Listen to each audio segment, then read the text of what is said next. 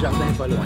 Aujourd'hui, c'est le 5 juillet et je vais cueillir mes échalotes françaises et mon ail. C'est très tôt dans l'année pour faire ça. L'ail, on m'a dit vers la fin juillet, début août. Puis même, il y a certaines personnes qui parlent du mois de septembre. Mais on a eu un temps des périodes tellement chaudes et d'autres périodes tellement humides, tellement de pluie, que l'ail et les échalotes, on semble avoir, ça a été très avantageux pour eux.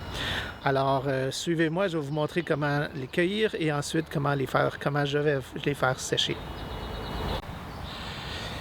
Mes échalotes françaises ont eu un temps un peu dur. Vous pouvez voir, elles sont toutes pliées, elles sont toutes cassées. C'est pas la meilleure place pour les mettre. Il y a trop de passages. C'est trop facile pour les accrocher, les casser. Donc, c'est pour ça qu'ils ont l'air comme ça. Mais, comme vous allez voir, elles sont prêtes. Oups! Et voilà, elles sont vraiment prêtes. Et c'est vraiment le temps de les cueillir, hein? Donc, je vais tout cueillir ça et je vous reviens.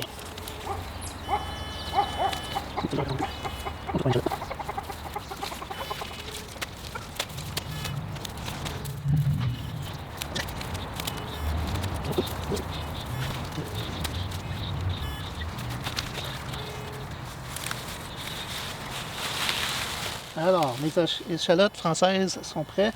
J'ai malheureusement cueilli quelques oignons rouges que j'avais là-dedans. Note à moi-même, l'année prochaine, il ne faut pas semer un mélange d'oignons rouges et d'échalotes françaises dans la même talle. Parce que ça se ressemble trop.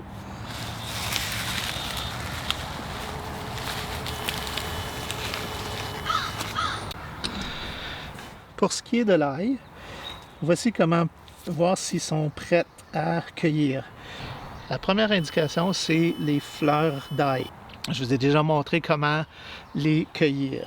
Ensuite, il faut regarder les feuilles. Ici, la première feuille est complètement disparue. Deuxième feuille est morte. Troisième feuille commence. Alors, on me dit 2 à 3 feuilles. Jusqu'à 4, c'est le temps de les cueillir, mais il ne faut pas attendre trop longtemps. Et j'ai vérifié déjà quelques-unes et sont vraiment prêtes à les cueillir. Donc, tout simplement, je vais les retirer de la taille comme ça. Et voilà, une belle première tête.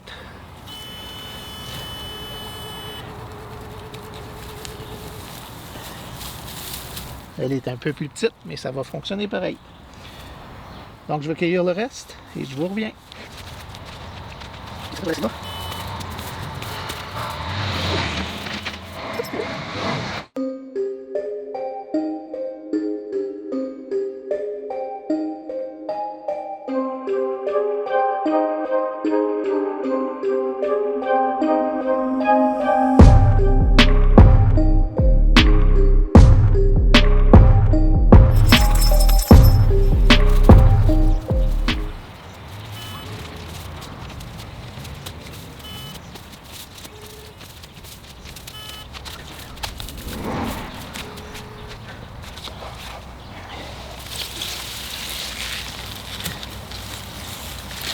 Et voilà.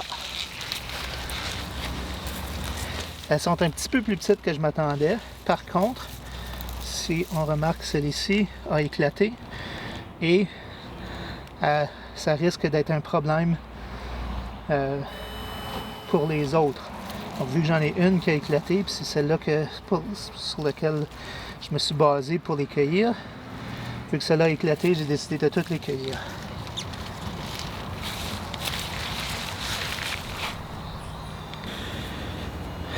Donc, je viens de peser mes belles échalotes. Les belles échalotes sont ici. J'ai 1,2 kg d'échalotes. Je ne sais pas si c'est bon ou c'est mauvais. Moi, je trouve que c'est pas mal court. Alors, pour les faire sécher, je ne suis pas certain si je devrais les séparer ou juste les garder ensemble. Je pense que je vais les séparer parce que à l'intérieur, ici, il pourrait y avoir de l'eau qui ferait sécher le tout. Donc, je vais les séparer tout simplement comme ça. Je vais enlever la première peau. puis, il faut faire attention de ne pas trop égratigner, de ne pas égratigner vraiment la peau extérieure, la bonne peau. Donc si, vous voyez, je suis en train d'enlever juste la première peau.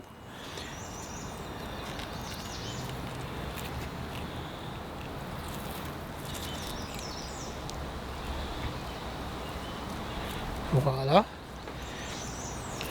Et je vais les mettre dans ma serre que j'ai utilisée pour faire mes semis. J'ai des racks qui ont des trous.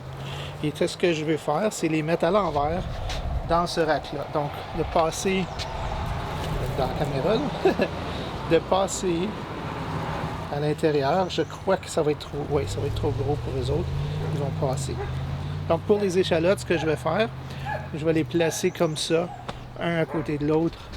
Sur le premier rack, je vais les mettre en haut comme ça. Et je vais simplement les placer comme ça, les nettoyer et ensuite les placer sur ça. Finalement, j'ai décidé de ne pas enlever toute la première peau. Si vous remarquez, les échalotes ont poussé en grappe de 2, 3, 4 et autour de la grappe, il y a une première couche. Elle est très, très humide et presque moisie, en tout cas, elle est plus bonne. Donc, j'ai décidé, je vais enlever surtout juste ça. Et s'il y a une peau qui est plus humide, que l'air est en train de pourrir ou de moisir, je vais l'enlever aussi. Donc, mais je vais garder la couche extérieure, même si c'est sale, c'est pas grave. Je les laverai une fois que ça va être le temps de les serrer.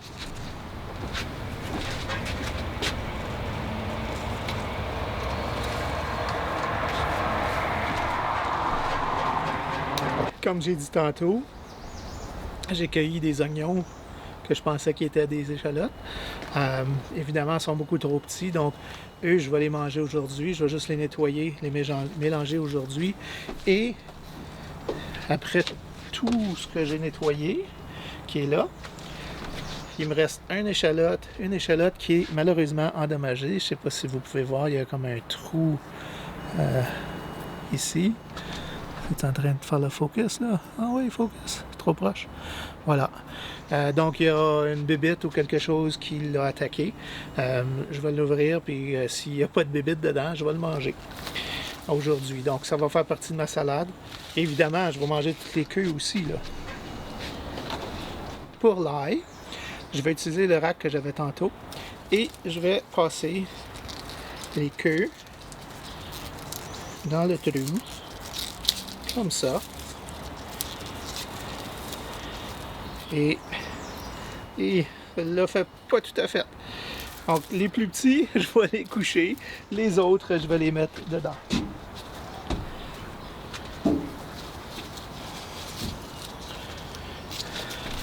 Celui qui a éclaté, ben je vais le manger. Ça va être le premier que je vais manger.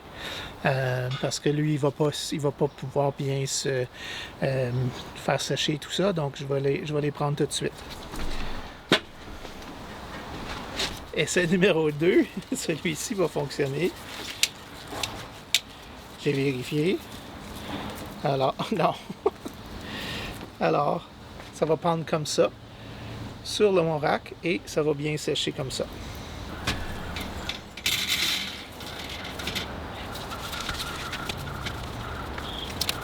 Bon.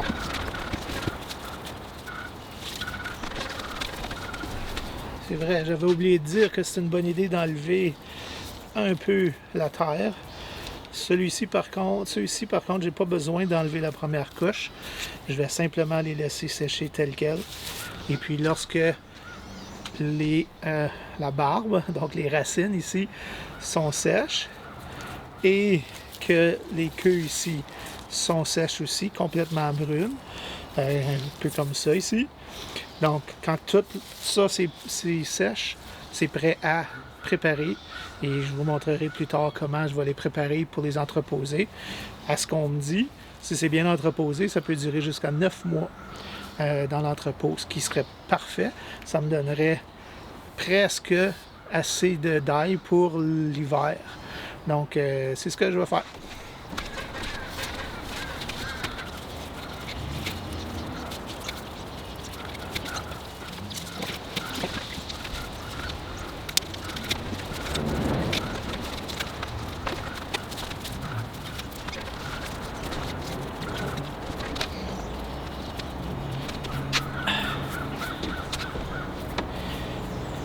Ce petit ici n'a pas de queue. Cela avait été cassé durant le printemps à un moment donné, probablement par mon boyau d'arrosage qui passe par là. Puis, en tout cas, c'est pour ça que je ne vais pas ressemer là l'année prochaine. Lui aussi, je vais le consommer bientôt. Donc, ça va être dans les prochains jours.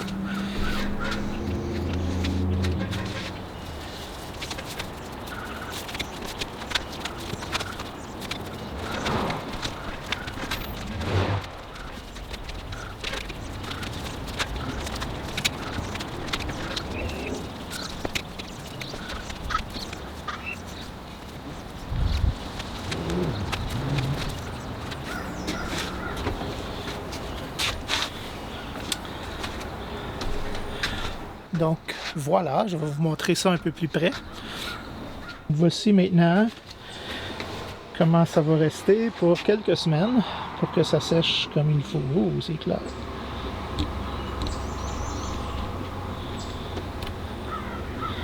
Voilà, donc mes échalotes, j'aurais préféré qu'elles soient un petit peu plus serrées, mais séparées, mais j'ai pas assez de place. Ça devrait quand même fonctionner comme ça. Ça va peut-être juste prendre un peu plus de temps. Pour ce qui est de l'ail, l'ail, je les ai séparés comme il faut, parce qu'eux vont devoir bien sécher comme il faut pour les entreposer longtemps. Donc, mes échalotes sont un petit peu trop proches l'un de l'autre, donc je vais les séparer et il me reste de la place sur le dernier rack en bas, donc ça devrait fonctionner comme ça. Voilà, j'ai terminé de placer tout mon ail et mes échalotes pour les préparer à sécher. Je vais trouver une couverture ou quelque chose pour les couvrir pour pas qu'ils soient complètement au soleil, mais qui va permettre l'air de rentrer. Et en même temps, si jamais il pleut, la pluie ne devrait pas les atteindre. Merci d'avoir été avec moi. Oh, j'ai oublié de dire, j'ai 23 gousses d'ail, 23 têtes d'ail, à un poids de 2,4 kg. Donc, c'est quand même pas pire. Ils sont plus petits que je pensais, mais ils vont certainement tous être utilisables. Donc, j'ai 0 perte, ce qui est une très bonne chose. 0 perte, une très bonne chose. Alors, bon jardinage et à la prochaine.